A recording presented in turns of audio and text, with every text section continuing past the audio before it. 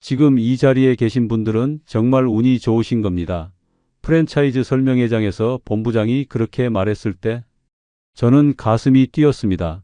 교직을 떠나 정년퇴직을 하고 3개월이 지난 후 저는 그 호텔 연회장에 앉아 있었습니다. 화면에는 월 매출 3,500만 원, 월 순수익 800만 원이라는 숫자가 반짝였고 성공 사례 점주들의 환한 웃음이 가득했습니다.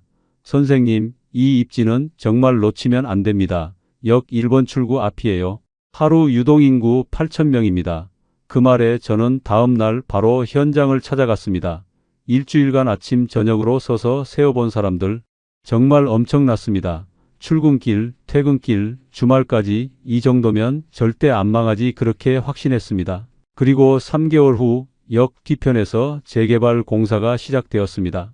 그게 제 인생을 바꿔놓을 줄은 그때 몰랐습니다. 지금부터 30년 넘게 교직 생활을 마친 한 평범한 교사가 어떻게 하루아침에 빚쟁이가 되었는지 그 이야기를 들려드리겠습니다. 시청 전 구독과 좋아요를 누르시면 로또에 당첨되는 행운이 올 수 있습니다. 그리고 지금 어디에서 시청하고 계신지 댓글로 남겨주세요. 여러분의 이야기도 듣고 싶습니다. 그럼 지금부터 시작되는 이야기 속으로 함께 들어가 볼까요? 안녕하세요. 저는 올해 61세가 된 박정수라고 합니다. 서울 북부 지역의 한 초등학교에서 32년간 교직 생활을 했고 교감으로 정년퇴직을 했습니다. 퇴직식 날이 아직도 생생하게 기억납니다. 2023년 2월 말이었습니다. 체육관에 모인 전교생 600명의 아이들이 함께 불러준 선생님. 감사합니다. 노래에 저도 모르게 눈물이 났습니다.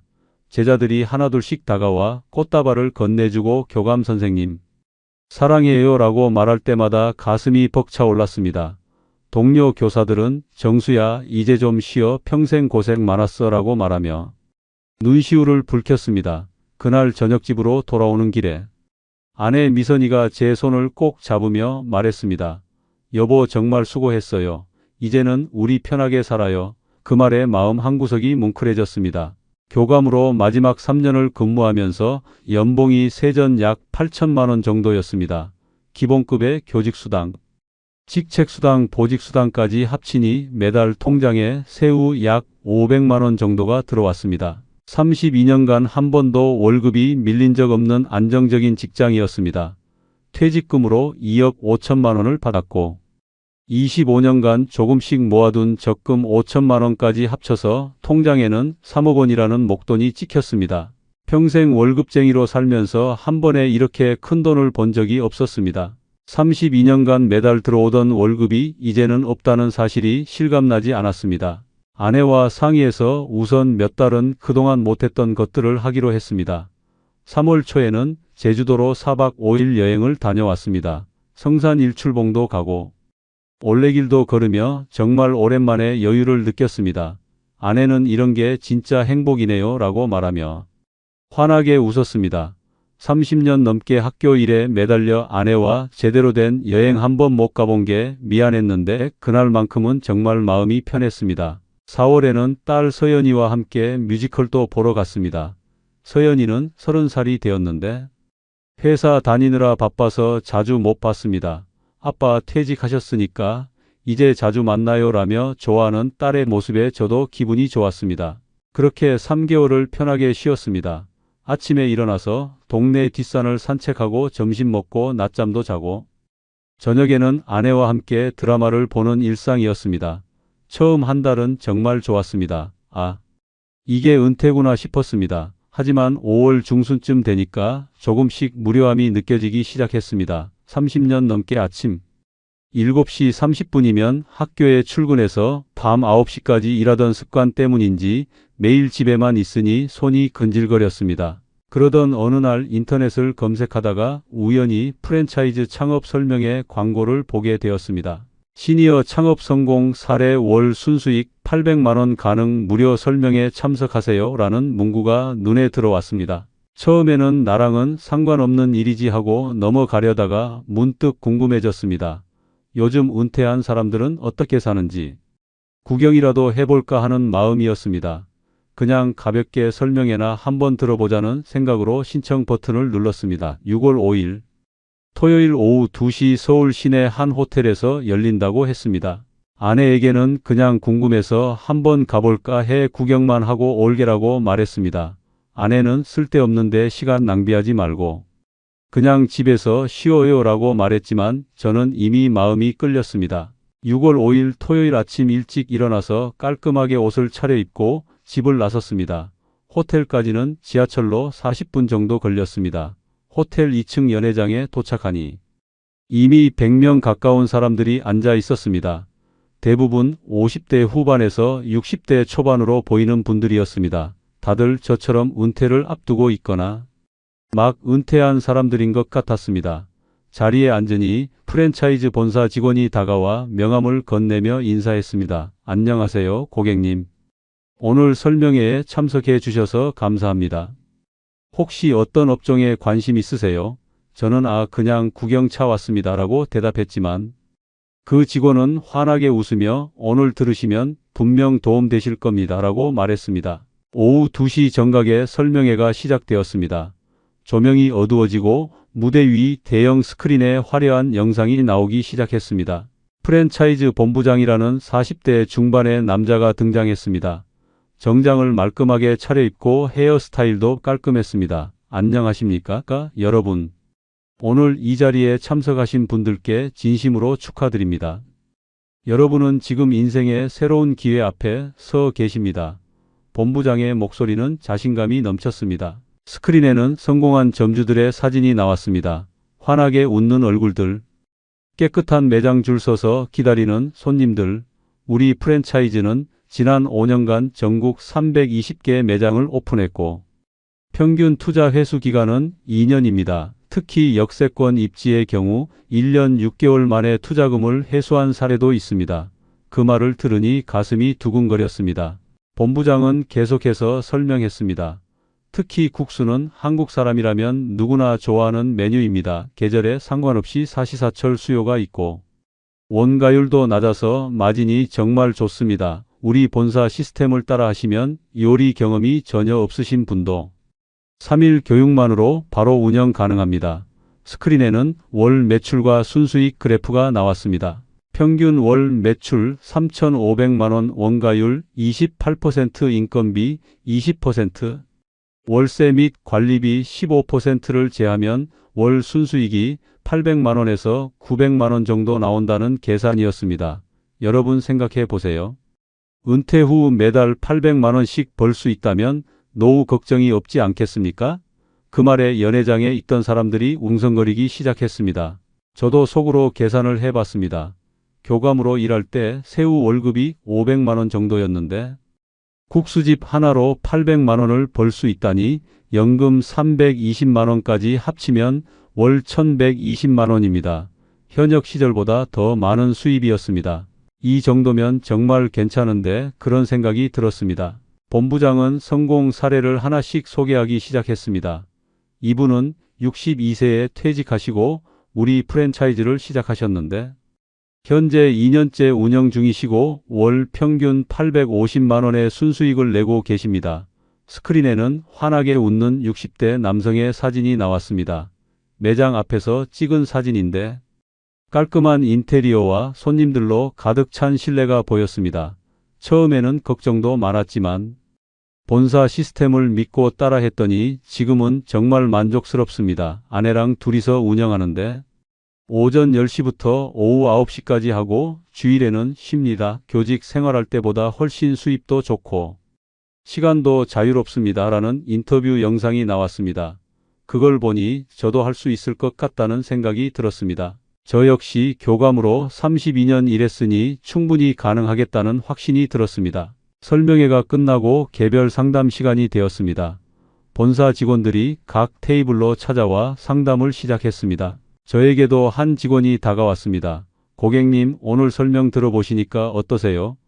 괜찮아 보이긴 하는데 투자금이 얼마나 드나요? 입지에 따라 다르긴 한데 평균적으로 보증금과 권리금 포함해서 1억 5천만 원에서 2억 원 정도입니다. 인테리어와 초기 재료비, 집기까지 포함한 금액입니다.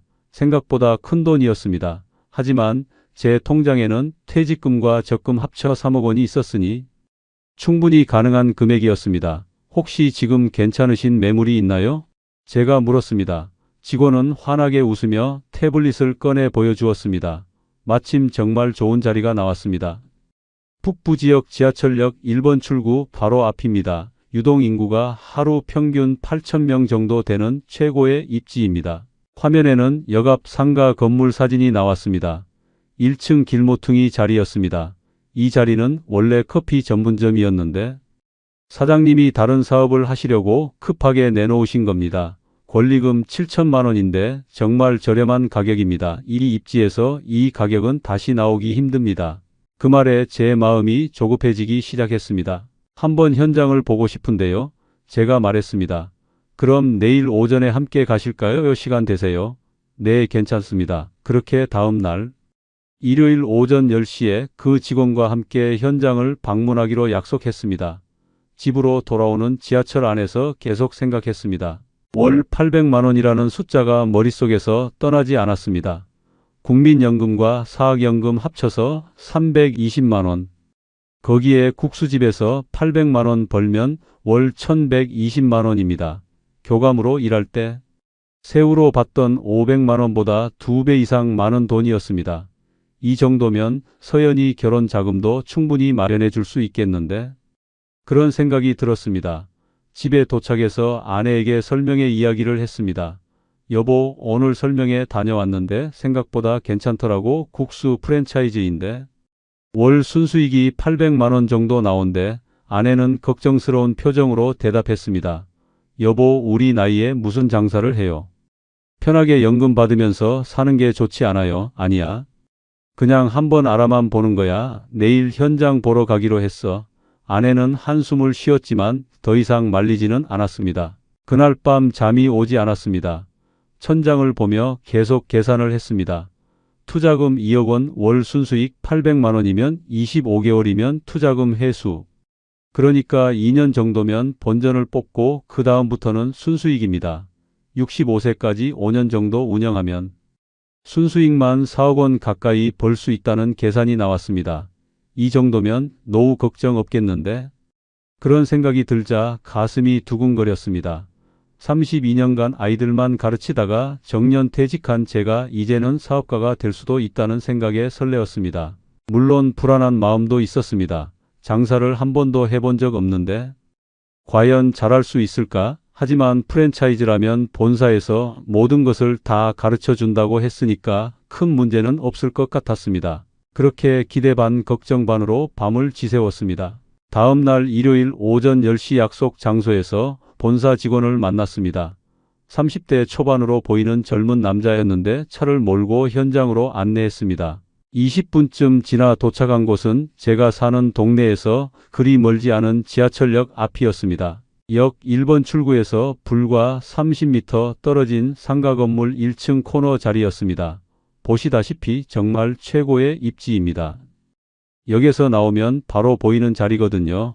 직원의 말대로 위치는 정말 좋아 보였습니다. 일요일 오전인데도 사람들이 끊임없이 역에서 나왔다가 들어갔습니다. 제가 일주일 정도 이 자리를 관찰해 보고 싶은데요. 제가 말했습니다. 물론입니다. 충분히 보시고 결정하세요. 다만 이 매물은 다른 분들도 관심이 많아서 빨리 결정하시는 게 좋을 것 같습니다. 직원은 웃으며 말했지만 그 말에는 은근한 압박이 느껴졌습니다. 하지만 저는 32년간 교사로 일하며 신중함을 배운 사람이었습니다. 괜찮습니다. 제가 직접 확인해 보고 싶습니다. 그렇게 다음 주 한 주간 저는 매일 그 자리를 찾아갔습니다. 월요일 오전 7시부터 9시까지 출근 시간대를 관찰했습니다. 정말 엄청난 인파였습니다. 손에 카운터를 들고 세어보니 2시간 동안 약 3,000명이 역을 이용했습니다. 화요일에는 점심시간인 12시부터 2시까지 관찰했습니다. 근처 직장인들이 점심 먹으러 나오는 시간이었습니다. 역시 사람들이 많았습니다. 수요일 저녁 6시부터 8시까지 퇴근 시간대도 확인했습니다. 목요일에는 오후 2시부터 5시까지 한산한 시간대도 체크했습니다. 금요일 저녁에는 약속이 있는 사람들로 북적였고 토요일 주말에는 쇼핑객들이 많았습니다. 일주일간 관찰한 결과 하루 평균 유동인구가 정말 8,000명은 되는 것 같았습니다. 이 정도 입지면 정말 안 망하겠는데 그런 확신이 들었습니다. 다만 한 가지 걱정이 있었습니다. 역 뒤편 300m 정도 떨어진 곳에 낡은 건물들이 보였는데 혹시 재개발 계획이 있나 궁금했습니다. 다음 주 월요일 아침 일찍 구청 도시계획과를 찾아갔습니다. 혹시 이 지역 재개발 계획이 있나요? 지도를 펼쳐 보이며 물었습니다. 담당 공무원은 컴퓨터를 확인하더니 대답했습니다.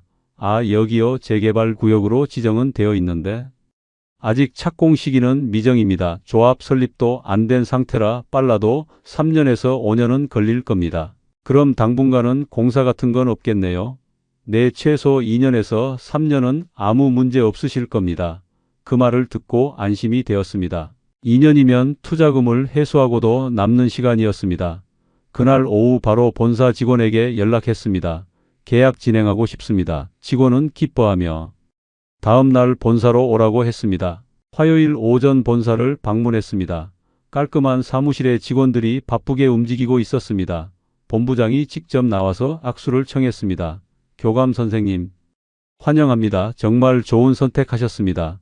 계약서를 검토하는데 총 투자금은 1억 9천만 원이었습니다. 권리금 7천만 원, 보증금 5천만 원, 인테리어 및 집기 5천만 원, 초기 재료비 및 운영자금 2천만 원이었습니다. 월세는 얼마나 되나요?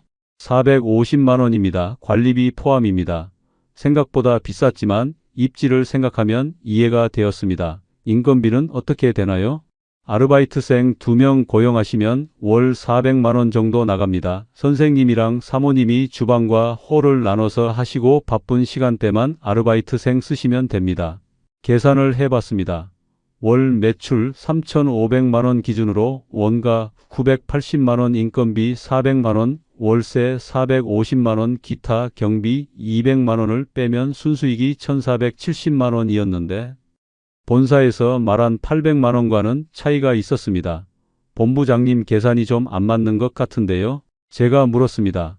아, 선생님, 처음 3개월은 매출이 좀 적을 수 있어서 보수적으로 잡은 겁니다. 안정화되면 월 매출 4천만 원도 가능합니다. 그럼 순수익 2천만 원도 나올 수 있어요. 그 말에 다시 계산을 해봤습니다. 월 4천만 원이면 정말 괜찮은 수익이었습니다. 알겠습니다. 계약하겠습니다.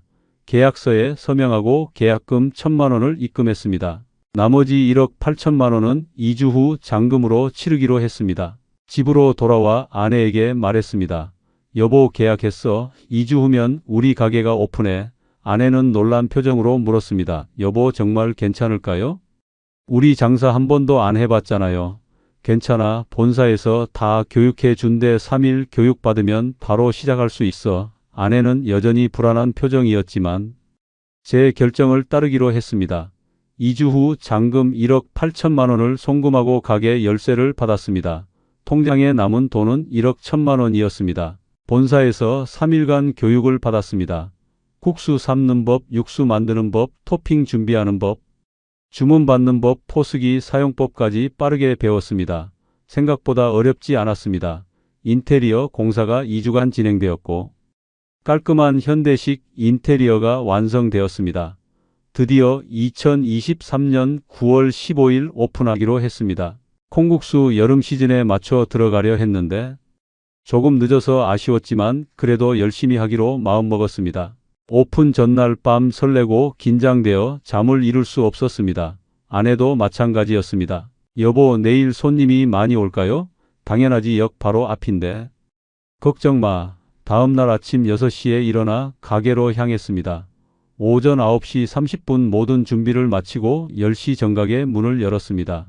본사에서 직원 2명이 나와서 첫날 오픈을 도와주었습니다. 오픈 기념 현수막도 걸고 전단지도 나눠줬습니다. 오늘 오픈 기념 모든 메뉴 30% 할인이라는 문구가 눈에 띄었습니다. 첫 손님은 오전 10시 20분쯤 들어왔습니다. 50대 중반으로 보이는 여성 2분이었습니다. 어머, 여기 새로 생겼네. 국수집이야. 오픈 행사한데 한번 먹어볼까? 긴장된 마음으로 주문을 받았습니다. 비빔국수 2개요. 첫 주문이었습니다. 떨리는 손으로 국수를 삶고 양념장을 넣어 비볐습니다. 맛있게 드세요. 손님들이 한 입 먹고 엄지를 치켜 세웠습니다. 맛있는데? 가격도 저렴하네. 그 말에 가슴이 뿌듯했습니다. 30분 후 손님들이 하나둘씩 들어오기 시작했습니다. 점심시간인 12시가 되자 테이블이 모두 찼습니다. 대기 손님까지 생겼습니다. 오후 2시쯤 잠깐 한산해졌다가 저녁 6시부터 다시 북적이기 시작했습니다. 첫날 하루 매출이 180만 원이었습니다. 할인 행사를 했는데도 이 정도면 괜찮은 숫자였습니다. 본사 직원이 축하한다며 격려했습니다. 선생님 정말 잘하시네요. 첫날 180만 원이면 대박입니다. 둘째 날은 150만 원, 셋째 날은 200만 원이 나왔습니다. 일주일 평균 하루 160만 원 정도였습니다. 한 달이면 4,800만 원 생각보다 훨씬 좋았습니다. 2주차부터는 할인 행사가 끝났는데도 매출이 줄지 않았습니다. 오히려 입소문이 나서 손님이 더 늘었습니다.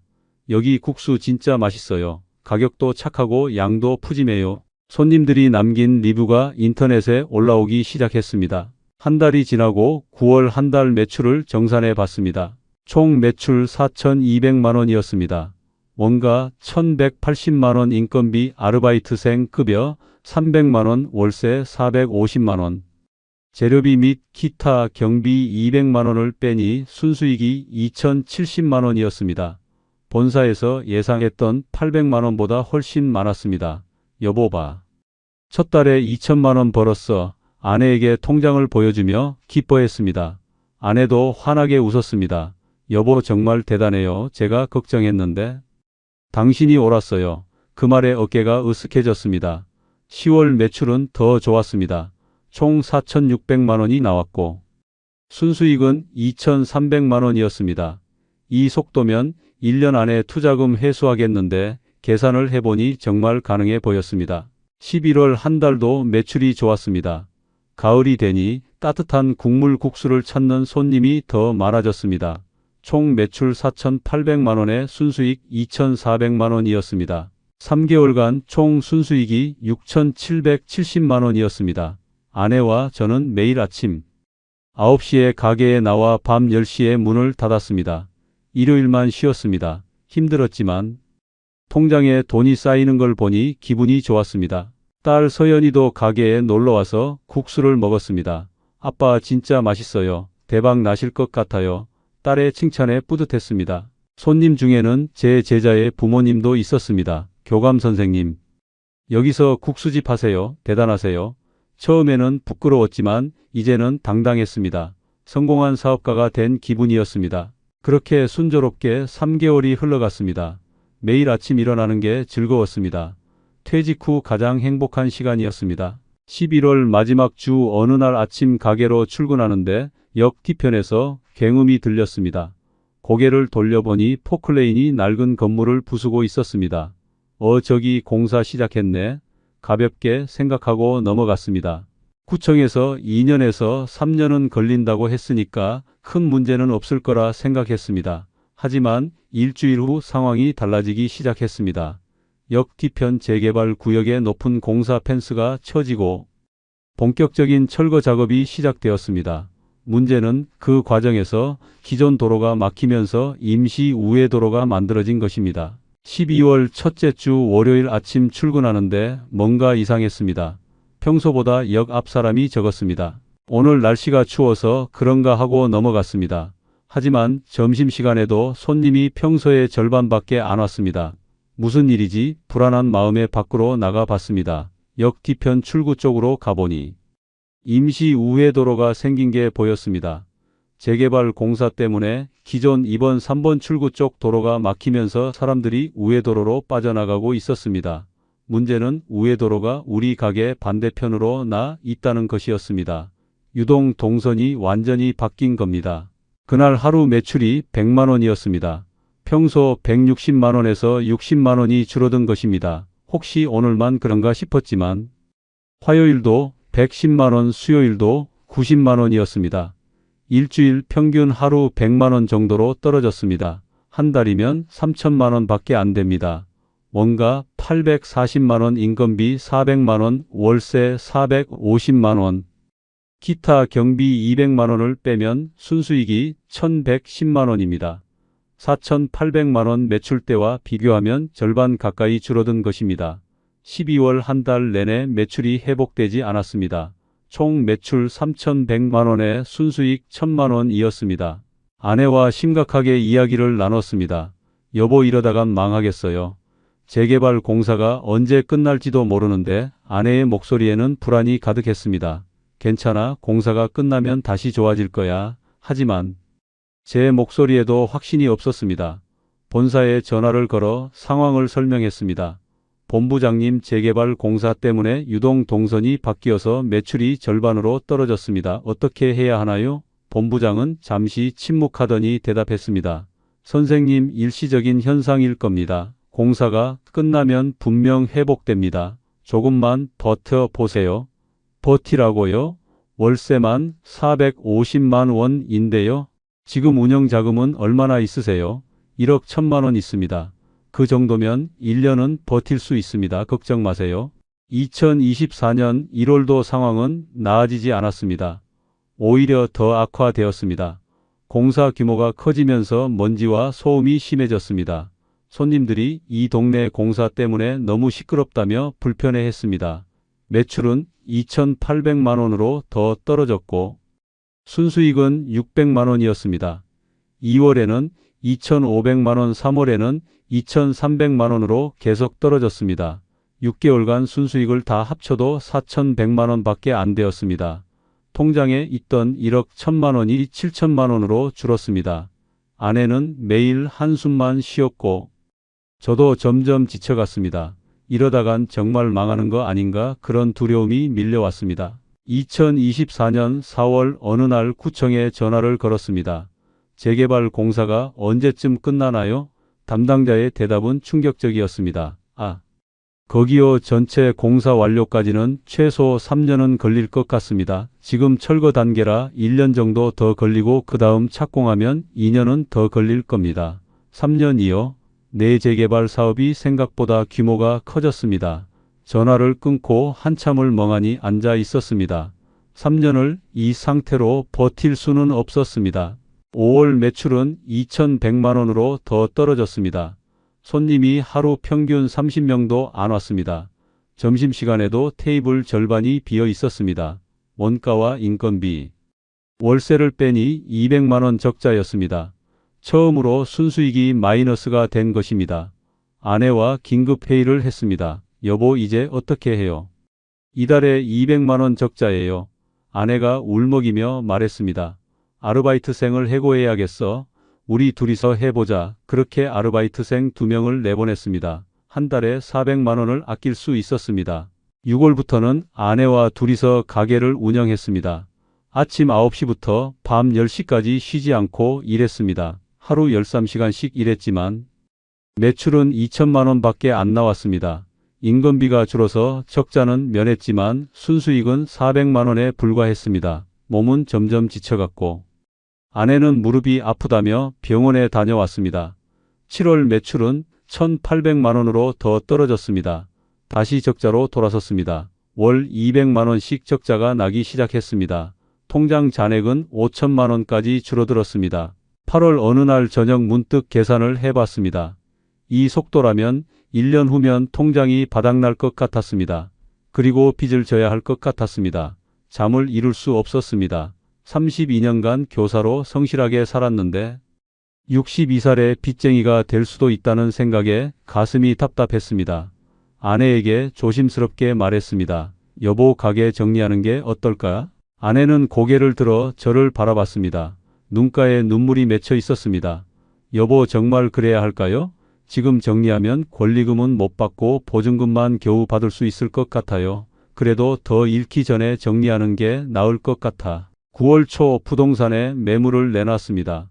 권리금은 포기하고 보증금 5천만 원만 받고 넘기겠다고 했습니다. 하지만 한 달이 지나도 연락이 없었습니다. 재개발 공사 중인 지역이라 아무도 관심이 없었습니다. 부동산 사장이 말했습니다. 사장님, 솔직히 지금 상황에서는 팔기 어렵습니다. 재개발 끝나려면 3년은 걸린다는데 누가 이 자리를 사겠어요? 그럼 어떻게 해야 하나요? 그냥 계속 운영하시다가 손해보고 나가시는 수밖에요. 아니면 집주인한테 보증금 일부 포기하고 계약 해지하시든지. 그 말에 절망감이 밀려왔습니다. 10월에도 매출은 1,500만 원밖에 안 나왔습니다. 월 300만 원씩 적자가 쌓여갔습니다. 통장 잔액은 3천만 원까지 줄어들었습니다. 딸 서연이가 가게에 찾아왔습니다. 아빠, 제가 돈 좀 도와드릴까요? 딸의 말에 눈물이 났습니다. 아니야, 괜찮아. 아빠가 알아서 할게. 하지만 괜찮지 않았습니다. 밤마다 불안해서 잠을 이룰 수 없었습니다. 32년간 모은 퇴직금이 1년 만에 사라질 위기였습니다. 11월 어느 날 은행 대출 상담을 받으러 갔습니다. 62살 무직자에게 나올 수 있는 대출은 신용대출 5천만 원이 전부였습니다. 금리는 연 7%였습니다. 2024년 12월 더 이상 버틸 수 없다는 결론을 내렸습니다. 집주인을 찾아가 사정을 말했습니다. 사장님, 정말 죄송한데 가게를 정리하려고 합니다. 보증금 돌려받을 수 있을까요? 집주인은 난감한 표정을 지었습니다. 사장님, 계약 기간이 아직 1년 반이나 남았는데요. 중도 해지하시면 보증금에서 위약금 차감해야 합니다. 얼마나 되나요? 보증금의 30%니까 1,500만 원입니다. 그럼 3,500만 원만 돌려받는다는 말인가요? 네, 죄송합니다만 계약서에 그렇게 되어 있습니다. 머리를 한 대 맞은 것 같았습니다. 권리금 7천만 원은 이미 날린 것이고 보증금도 1,500만 원을 떼이니 총 8,500만 원을 날리는 겁니다. 인테리어 비용 5천만 원까지 합치면 1억 3,500만 원을 손해본 것입니다. 투자금 1억 9천만 원 중에서 3,500만 원만 건지는 겁니다. 선택의 여지가 없었습니다. 알겠습니다. 그렇게 하겠습니다. 2025년 1월 15일 드디어 가게 문을 닫았습니다. 1년 4개월 만이었습니다. 마지막 날, 아내와 함께 텅 빈 가게를 둘러봤습니다. 깨끗했던 테이블과 의자들, 새 것이었던 주방 기구들 모두 집주인 것이 되었습니다. 집으로 돌아와 통장을 확인했습니다. 남은 돈은 2천만 원이었습니다. 퇴직금 2억 5천만 원과 적금 5천만 원. 총 3억 원 중에서 2억 8천만 원을 잃은 것입니다. 게다가 생활비로 쓴 돈까지 합치면 거의 3억 원을 날린 겁니다. 아내는 방에서 나오지 않았고 저는 거실 소파에 앉아 멍하니 천장만 바라봤습니다. 32년간 성실하게 살았는데 1년 4개월 만에 모든 것을 잃었습니다. 며칠 후 딸 서연이가 집에 찾아왔습니다. 아빠, 괜찮으세요? 딸의 걱정스러운 눈빛에 미안했습니다. 괜찮아, 아빠가 다시 일하면 돼. 2월부터 일자리를 알아보기 시작했습니다. 62살에 할 수 있는 일이 많지 않았습니다. 편의점, 야간 알바는 나이가 많다고 거절당했고 경비 일은 경쟁이 너무 치열했습니다. 한 달을 찾아다녔지만 어디서도 받아주지 않았습니다. 3월 초 택시 회사에 지원했습니다. 이종 보통 면허는 있었지만 택시 경력이 없어서 교육을 받아야 했습니다. 일주일간 교육을 받고 4월부터 택시 운전을 시작했습니다. 회사 소속 기사라 하루 12시간 일하면 일당 12만 원을 받았습니다. 한 달 25일 일하면 300만 원 정도였습니다. 새벽 4시에 일어나 택시를 몰기 시작했습니다. 오전 손님 태우고 점심 먹고 오후에도 계속 운전했습니다. 저녁 6시쯤 되면 몸이 천근만근이었습니다. 허리도 아프고 어깨도 결렸습니다. 하지만 쉴 수 없었습니다. 돈을 벌어야 했으니까요.